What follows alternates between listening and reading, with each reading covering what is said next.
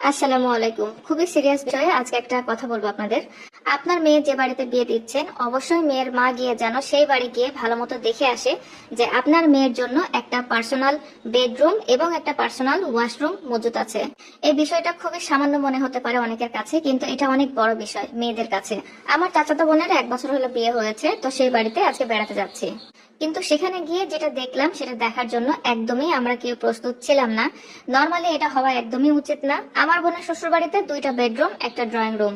একটা রুমে আমার বোনের শ্বশুর শাশুড়ি থাকে, একটা রুমে তার দেবর থাকে, আর ড্রয়িং রুমে আমার আপু দুলাভাই থাকে।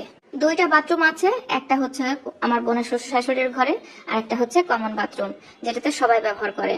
আমার বোনের যেহেতু ব্যক্তিগত কোনো ঘর নেই, তো ড্রয়িং রুমে তার ব্যক্তিগত ঘর বানিয়ে নিয়েছে। সেখানে বাইরের মানুষ এসেও বসে, মানে বাইরের মানুষ যখন আসে সেখানেই বসে। আবার তাদের মানে ব্যক্তিগত জীবন বলে কিছুই নেই। একটা মেয়ে মানুষ তার আলাদা ব্যক্তিগত অনেক কিছু বিষয় ব্যাপার স্যাপার থাকে। তারপর হচ্ছে স্বামী স্ত্রীর একটা আলাদা সম্পর্ক থাকে, আলাদা ব্যাপার স্যাপার থাকে। তার জীবনে সেই মানে কোনো কিছুই নেই। এই বিষয়টা নিয়ে 12 মাস তার শ্বশুর শাশুড়ি এবং মানে এক কথা বলতে গেলে সপরিবারে একটা ঝামেলা বা দ্বন্দ্ব লেগেই থাকে। আর দুলাভাই যেহেতু বড় সন্তান, বড় সন্তানরা একটু অন্যরকম থাকে, একটু বেশি দায়িত্বশীল থাকে। আমার দুলাভাই খুবই ভালো মানুষ, তবে সমস্যা একটাই, পরিবারের সবার আবদার পূরণ করলেও আমার আপুকে সেইভাবে গুরুত্ব দেয় না। এটাই হচ্ছে মূল সমস্যা। বিষয়টা হচ্ছে আমার আপুর দেবর যেহেতু বিয়ে হয় না এখনো, সে স্টুডেন্ট মানুষ, তাকে ড্রয়িং রুমে দেওয়া উচিত ছিল এবং ওই রুমে আমার আপু দুলাভাইকে দেওয়া উচিত ছিল। আমার বাবা মায়ের একটা মাত্র সন্তান আমি। আমারও পড়াশোনা শেষ হয়েছে এবং বিয়ের জন্য যথারীতি পাত্র দেখা হচ্ছে। একদিন পরিবার সহ একটা ছেলে আমাকে দেখতে আসে। সব মিলিয়ে মোটামুটি মনে হলো যে সব দিক থেকে ঠিক আছে। ছেলেটাও দেখতে শুনতে ভালো, বেশ নম্রভদ্র। আমাকে দেখে যাওয়ার পরে ওনারা বেশ আগ্রহী। ভালো পরিবার, ভালো চাকরি করে ছেলে। তো তারপরেও আমার মা এবং বাবা বলেছিল যে আমি আগে বাড়ির পরিবার বা অবস্থা সবকিছু দেখবো, তারপরে আমার মেয়ের বিয়ে ফাইনাল করব। আমার বাবা মা গিয়েছিল ছেলের বাড়ি দেখতে। সেখানে গিয়ে যেটা দেখলো, 2টা বেডরুম, 2টা বাথরুম, আর একটা ড্রয়িং রুম। একটা রুমে বাবা মা থাকে, একটা রুমে ছোট বোনটা থাকে যে স্টুডেন্ট পড়াশোনা করছে। আর যিনি পাত্র, উনি যেহেতু বাইরে জব করে, মাঝে মধ্যে বাড়িতে আসা যাওয়া করে, এজন্য তার কোনো ঘর নেই। উনি যখন আসেন তখন হচ্ছে ড্রয়িং রুমে শয়। আমার মা সজোরে ওনাদের বলে উঠলো যে আমার মেয়ের যদি বিয়ে দিই তাহলে আমার মেয়েকে একটা আলাদা ঘর দিতে হবে। একটা আলাদা ঘর এবং একটা আলাদা বাথরুমের ব্যবস্থা করে দিলে আপনার পরিবারে আমার মেয়ে দেব। কারণ প্রত্যেকটা মেয়ের কিছু ব্যক্তিগত বিষয় থাকে।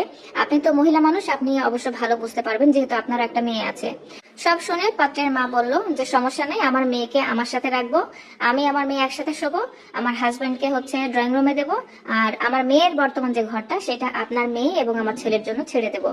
তো এইটা শুনে বেশ ভালো মতো আমার মা বুঝতে পেরেছিল যে মেয়েটার মুখটা ভার হয়ে গিয়েছে। এটা খুবই স্বাভাবিক ব্যাপার যে তার ব্যক্তিগত যে ঘরটা সেটা আরেকজন দখল করে নেবে।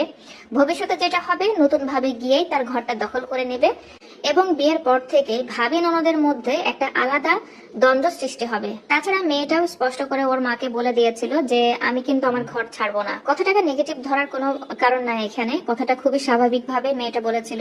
তো আমার বাবা মা বাড়িতে আসার পরে ঘটককে না করে দিয়েছিল যে আমার মেয়ের ওই বাড়িতে বিয়ে দেবো না, যদি দিতেই হয় আলাদা ঘরের ব্যবস্থা এবং আলাদা বাথরুমের ব্যবস্থা করে দিতে হবে। আর ওই মেয়েটাকে বের করে যে আমার মেয়েটাকে ওই ঘরে ঢোকাবো, ওইটাও আমি পারবো না, কারণ সেও একটা মেয়ে, তারও একটা ব্যক্তিগত জীবন আছে। একটা ইয়াং মেয়ে, তার অনেক রকম ব্যাপার স্যাপার থাকে। তো শেষ পর্যন্ত কি হলো, আমার বিয়েটা ভেঙে গেল। এবং আমার এই বিয়েটা ভাঙা নিয়ে আমি একটুও চিন্তিত ছিলাম না। দেখে শুনে বিয়ে হবে, আমার বাবা মা অবশ্যই আরো ভালো জায়গা দেখে আমার বিয়ে দেবে। অঢেল টাকা পয়সাওয়ালা বাড়ি না হোক, অন্তত আমাকে ছোট একটা ঘর এবং ছোট একটা বাথরুমের ব্যবস্থা করে দিলেই হবে। এই বিষয়টা অনেকের কাছে হয়তো খুবই সামান্য এবং নগণ্য ব্যাপার হতে পারে, কিন্তু এটা অনেক বড় বিষয় যে কোনো মেয়ে মানুষের জন্য। এবং সব পরিবারের মানুষদের এই বিষয়গুলো বোঝা উচিত। ছেলের বউ হোক, মানে বাড়ির বউ হোক, অথবা বাড়ির মেয়ে হোক, তাদের সবারই একটা আলাদা ব্যক্তিগত জীবন থাকে বা ব্যক্তিগত কিছু বিষয় থাকে। এজন্য ব্যক্তিগত একটা ঘরের এবং বাথরুমের ব্যবস্থা করে দেওয়া উচিত।